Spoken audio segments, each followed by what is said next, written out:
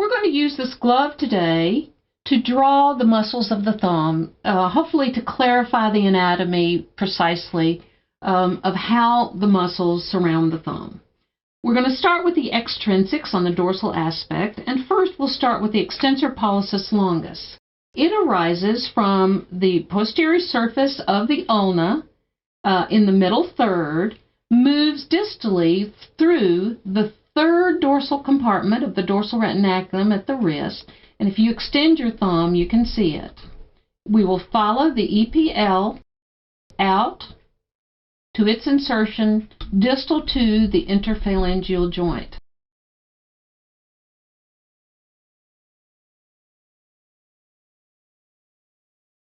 Now, in addition to the EPL being a single tendon, we also want to draw the dorsal apparatus, which is a group of fibers that starts at the metacarpal phalangeal joint and is somewhat triangular in shape, similar to the dorsal apparatus of the fingers, and continues with the EPL. The EPL becomes essentially part of that. So we'll come back to this dorsal apparatus and demonstrate how the small intrinsic muscles insert into it. The extensor pollicis brevis is the next extrinsic muscle we'll consider. It arises from the posterior surface of the radius instead of the ulna, and it proceeds distally through the first dorsal compartment, ending with its insertion distal to the metacarpal phalangeal joint. Having a little difficulty with my ink here. Let's see if we can get something there. That's much better. Okay. So the EPB, extensor pollicis brevis, even though it's an extrinsic, normally would be described as inserting here. We know that it can be variable and it can go more distally. The abductor pollicis longus also starts on the posterior surface of the ulna, as well as the interosseous membrane, as well as the radius. So the APL has a much larger origin, moves distally through the same first compartment as the EPB, and is normally described as inserting just distal to the CMC joint. However, we know that this has a lot of variability as well, and often has multiple insertions and may extend more distally than what's drawn here. Now let's turn to the palmar surface and to the flexor pollicis longus. The flexor pollicis longus arises obviously from the anterior surface. It arises from the interosseous membrane, the medial border of the ulna, as well as the medial epicondyle. So the FPL has a rather large forearm origin. It proceeds distally through the carpal tunnel along with the flexors to the fingers, turns and begins to enter the pulley system of the thumb at the level of the metacarpal phalangeal joint and inserts just distal to the interphalangeal joint. So the FPL now we've clearly drawn.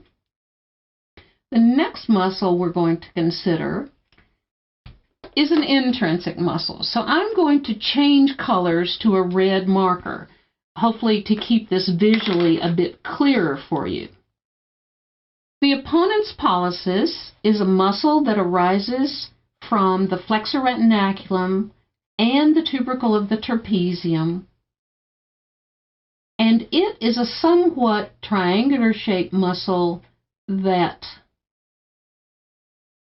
inserts along the entire surface of the first metacarpal. I'm going to put lines across it so that we can clearly identify it as a muscle.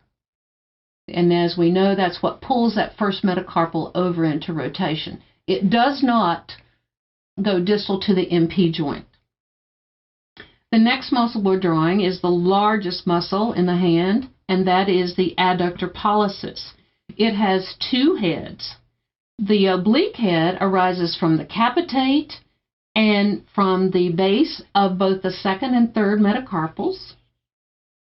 And it, too, is a somewhat triangular muscle that then inserts through the web space and into the dorsal apparatus. Now, we're drawing on the surface, and we are unable to draw this accurately because this muscle is deep inside the web space. But you can appreciate that the muscle goes through the web space and inserts into the dorsal apparatus, as well as an insertion into the base of the proximal phalanx. The transverse head of the adductor pollicis goes from the third metacarpal across, and it goes specifically, usually, into the dorsal apparatus. So both of these would insert distal to the metacarpal phalangeal joint. Therefore, the adductor can flex the MP and extend the IP as well as adduct. I'm also going to draw these muscles so that we can identify them, the two bellies of the adductor pollicis. Okay, we now have those two intrinsic muscles, and now we're going to look at the muscles that overlie the opponent's pollicis. So I'm going to switch to the color blue, and we're going to look at the flexor pollicis brevis. It has two heads. One is the deep head, which actually arises from the capitate as well as the flexor retinaculum, the trapezoid as well as the capitate, not the flexor retinaculum. We'll make that blue. And the adjacent muscle belly of the flexor pollicis brevis, which is the superficial belly, which arises from the flexor retinaculum and the tubercle of the trapezium. These two go to insert into the dorsal apparatus. So just like the adductor, the flexor pollicis brevis can flex the MP joint and extend the IP joint because of the insertion into the dorsal apparatus.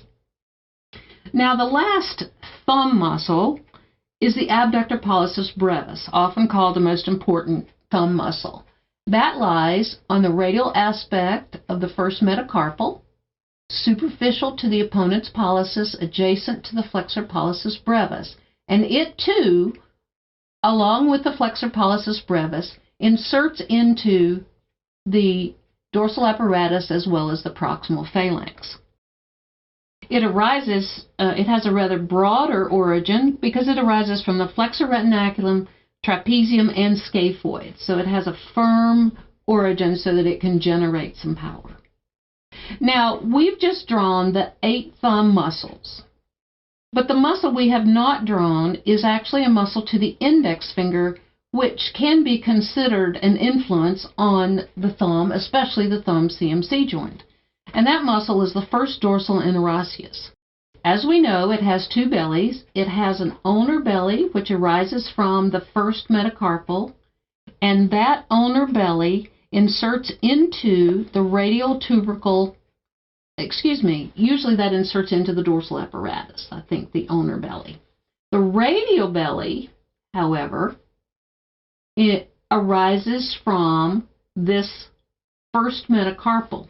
And this radial belly, which also goes up and inserts into the tubercle and perhaps also the dorsal apparatus, that is attached to the base of the metacarpal and therefore has some influence on stabilizing the first metacarpal.